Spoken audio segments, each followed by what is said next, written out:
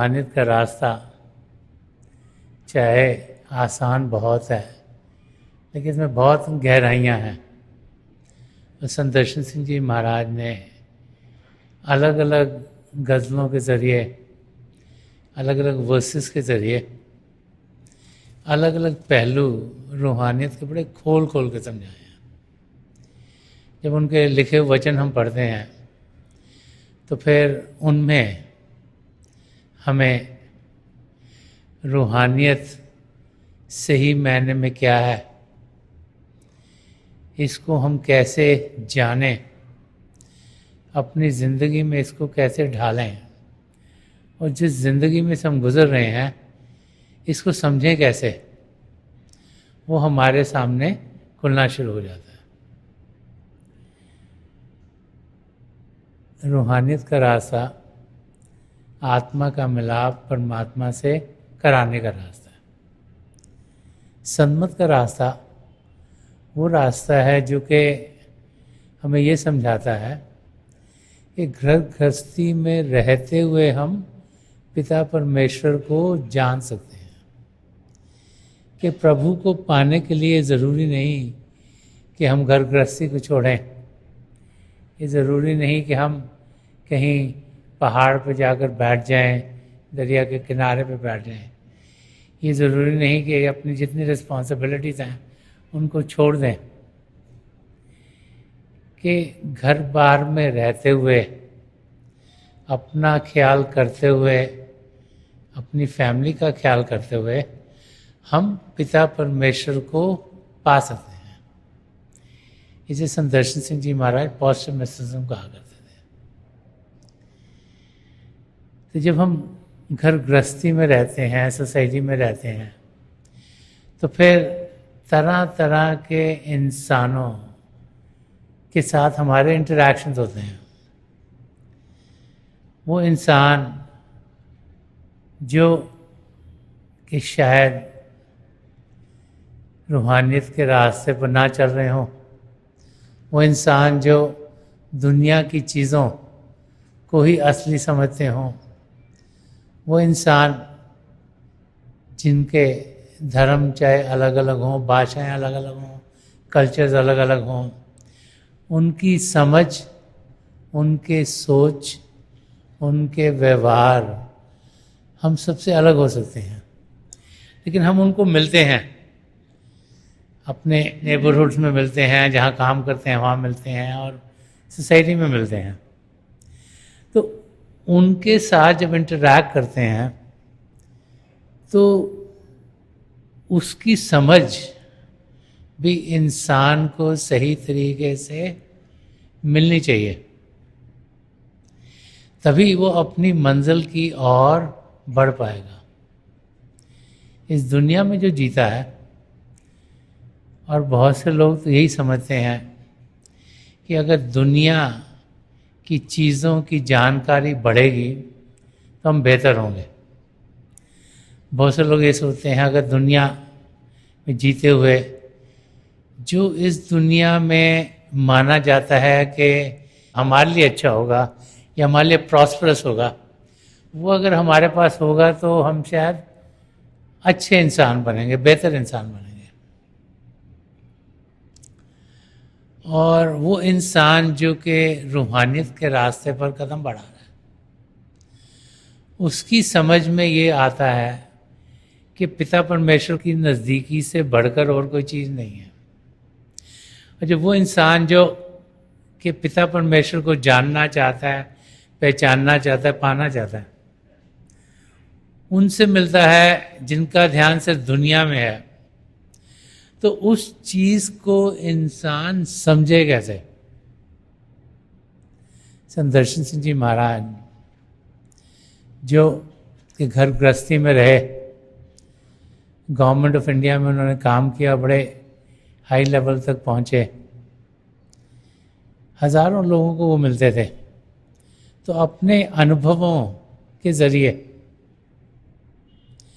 उन्होंने अपने शब्दों में बयान किया है कि किस किस्म की कंडीशंस इस दुनिया में हैं जिनसे हम गुज़रते हैं, ताकि अगर जब उनको जानेंगे तो फिर हम समझ पाएंगे कि हमने कदम कैसे बढ़ाने हैं। वो चाहते हैं कि हम सब अपनी मंजिल तक पहुँचें। वो चाहते हैं हम सब पिता परमेश्वर की नज़दीकी पाएं। और ये भी जानते हैं कि अगर हम अपनी एनवायरनमेंट को समझ नहीं पाए तो फिर हम अपनी मंजिल तक पहुंचने के लायक नहीं होंगे। जहां हम रहते हैं, जिनसे इंटरैक्ट करते हैं, जिनसे मिलते हैं, उसकी समझ आनी बहुत ज़रूरी है। और अपने लफ्ज़ों के ज़रिए संदर्शन सिंह जी महाराज ने दर्शाया है कि जो हम देखते हैं वो क्या है, उसकी असलियत क्या है। तो कहते हैं कि इस दुनिया में तरह तरह के इंसान होते हैं। एक ऐसा इंसान होता है जो दुनिया की चीज़ों में लगा हुआ है और दुनिया की चीज़ों को वो पाने की कोशिश कर रहा है। कुछ पाने की कोशिश करता है, कुछ पाता है और बहुत कुछ नहीं पाता। और जब कुछ पाता है, अगर वो उससे चला जाता है तो उसको बहुत दुख दर्द होता है। और अगर कुछ पाना चाहता है और उसे नहीं पाता तो भी उसको दुख दर्द होता है। तो वो दुनिया की चीज़ें पाते पाते दुख दर्द से घिर जाता है। और जब वो दुख दर्द से घिर जाता है तब उसे लगता है कि शायद कोई हायर पावर है जो उसे मदद करे। तो वो फिर प्रभु की ओर झुकता है, उनकी ओर बढ़ता है। लेकिन बढ़ता किस लिए है? दुनिया की चीज़ें पाने के लिए। उस इंसान को आर्थ कहा जाता है कि ये इंसान दुनिया की चीज़ें पाने की कोशिश कर रहा है पर पा नहीं रहा। उसका उसे दुख हो रहा है और उसको पाने के लिए वो पिता परमेश्वर की शरण में जाना चाहता है, उनसे प्रार्थना करना चाहता है कि उन चीज़ों को वो पा सके। और उस तरीके से वो प्रभु को याद करता है। एक दूसरे किस्म का इंसान है, उसे कुछ कुछ समझ आती है कि इस दुनिया में आने का मकसद है कि हम पिता परमेश्वर की जानकारी पाएं। उसे भक्त कहा जाता है, उसे जिज्ञासु कहा जाता है कि ये खोज कर रहा है। वो इस नतीजे तक पहुंच जाता है कि इस दुनिया को कोई ताकत चला रही है, कि सब चीज़ें यहाँ अपने आप से नहीं हो रही, कि इसको कोई चलाने वाला है और उस चलाने वाले को वो खोजने की कोशिश करता है। अपने धर्म ग्रंथों की ओर जाता है, अपने रिलीजियस की गहराई तक पहुंचता है और वो समझने की कोशिश करता है कि हम इंसान क्या हैं, ये बाकी जीव जो जी रहे हैं वो क्या हैं, हमारा रिश्ता नाता उस पावर के साथ क्या है। तो उसको एक जिज्ञासु, एक खोजी कहा जाता है कि वो सच्चाई को खोजने में लगा हुआ है। एक तीसरा इंसान है जो खोज कर कर कर, अपनी एनालिसिस कर कर कर, चीज़ें पता करके वो ज्ञानी हो गया। उसमें ज्ञान भर गया, उसने धर्म ग्रंथों में जो लिखा उसको सही तरीके से जानने की कोशिश की। उसमें क्या लिखा है उसको सब कुछ मालूम है।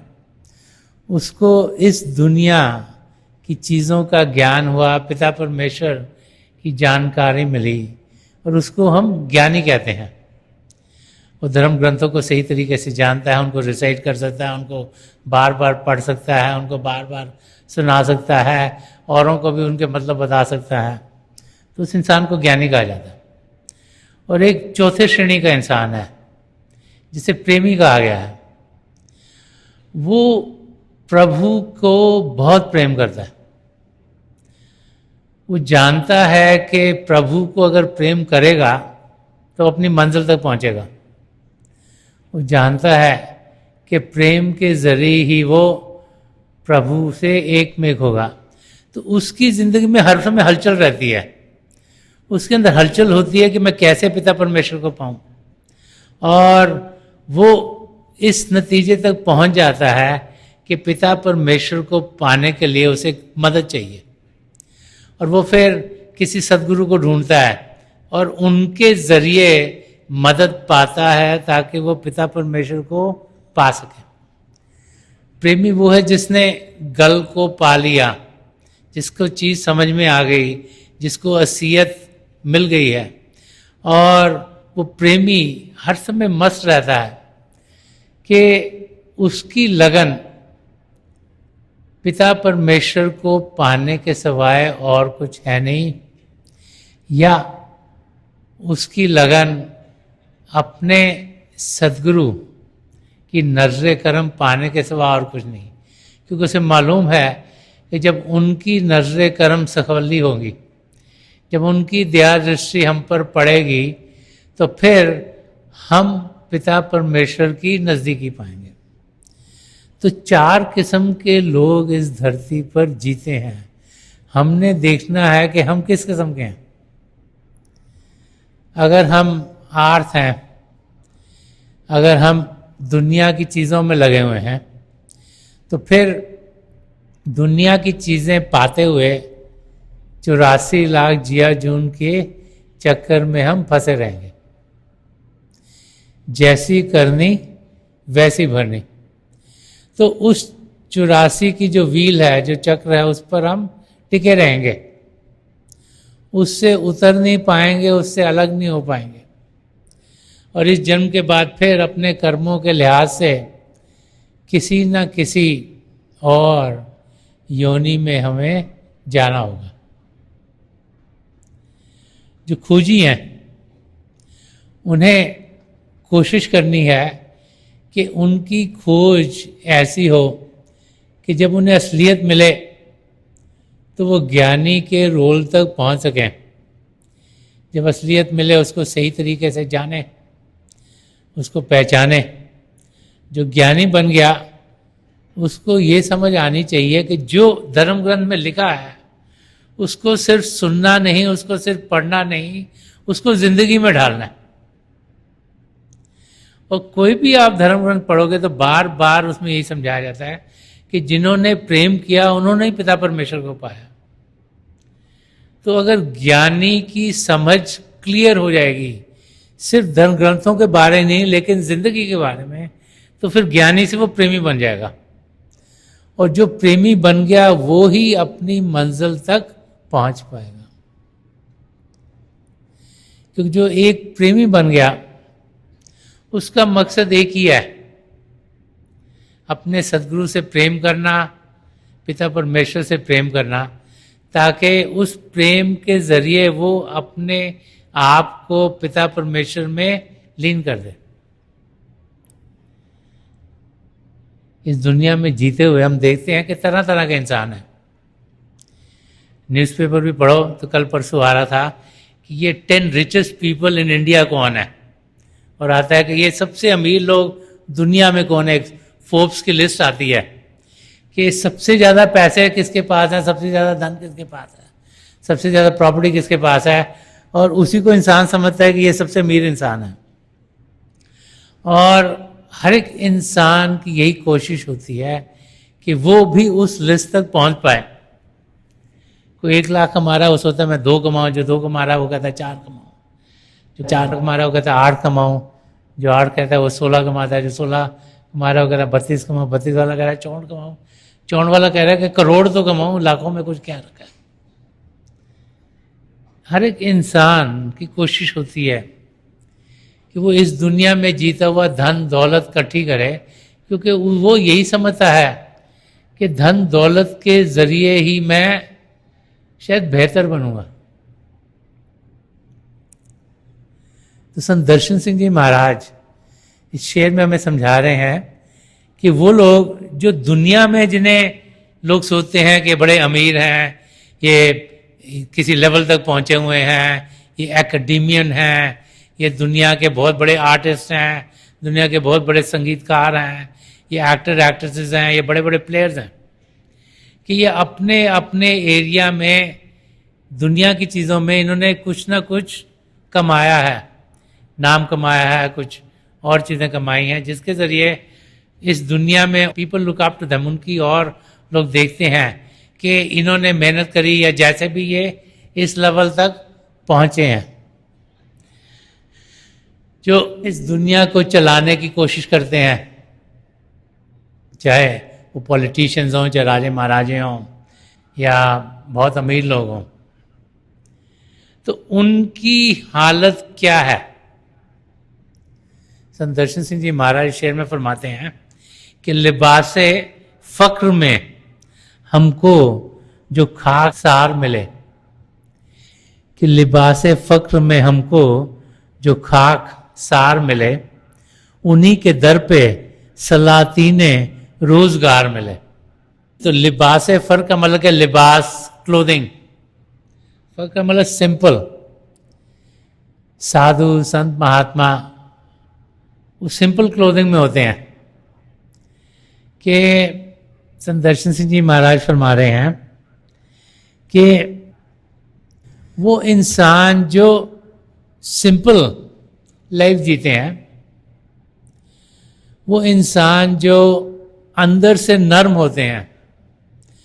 नर्म कौन होगा? जो प्रेम से भरा होगा। जिसके अंदर प्रेम होगा उसी के अंदर करुणा होगी, उसी के अंदर किसी को मदद करने के लिए ताकत होगी, उसी के अंदर फीलिंग्स ऐसी आएंगी कि जहाँ तकलीफ हो रही है वहाँ पर मदद हो जाए, उसी के बोल मीठे होंगे, वो हर एक से प्रेम से मिलेगा।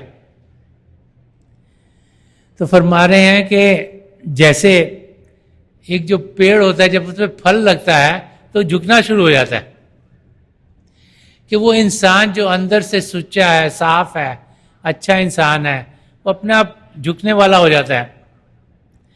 कि लिबासे फक्र में हमको जो खाक सार मिले, कि जो नम्रता से भरा हुआ है, जो प्रेम से भरा हुआ है, जब इस किस्म के कोई जीव हमें मिले, कोई इंसान हमें मिले, तो उनके साथ क्या हो रहा है कि उनके दर पे, कि जहां पर वो हैं, कि उनके दर पे सलातीने रोजगार मिले।